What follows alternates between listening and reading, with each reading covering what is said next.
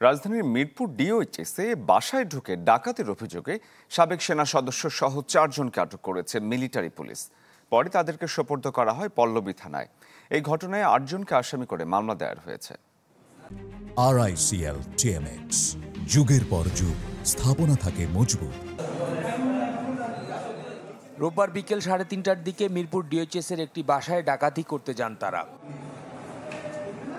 ভুক্তভোগীদের অভিযোগ, আসামিরা বাসায় অবৈধ জিনিস আছে এমন কথা বলে ঢুকে ডাকাতি করে মূল্যবান মালামাল সহ পালিয়ে যাওয়ার সময় মিলিটারি পুলিশের কাছে আটক হন 4 জন।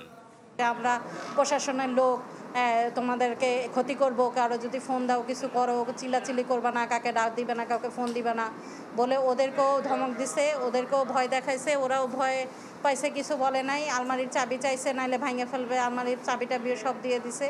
আলমারিতে মনে করেন টেবিলে যেখানে যা পাইছে সব নিয়ে একদম মনে করেন 15-20 মিনিটের মধ্যে নেমে গেছে। পুলিশ জানায় এই ঘটনায় 8 জন জড়িত ছিল, বাকিরা পালিয়ে গেছে। এদের মধ্যে একজন অবসরপ্রাপ্ত লেফটেন্যান্ট ও একজন কর্পোরাল পদমর্যাদার সাবেক সেনা সদস্য রয়েছেন।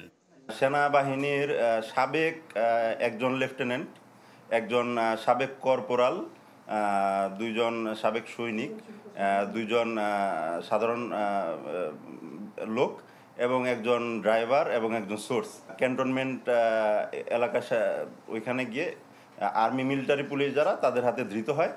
ধৃত হওয়ার পরে সেনাবাহিনী আমাদের কাছে রাত 8টার দিকে এই আসামিদের হস্তান্তর করে। আমাদের কাছে মোট 4 জন আসামিকে হস্তান্তর করে। গ্রেফতারকৃতরা আগেও এমন কোনো ঘটনা ঘটিয়েছে কিনা তা খতিয়ে দেখছে পুলিশ। শফিকুল ইসলাম সবুজ, চ্যানেল 24, ঢাকা।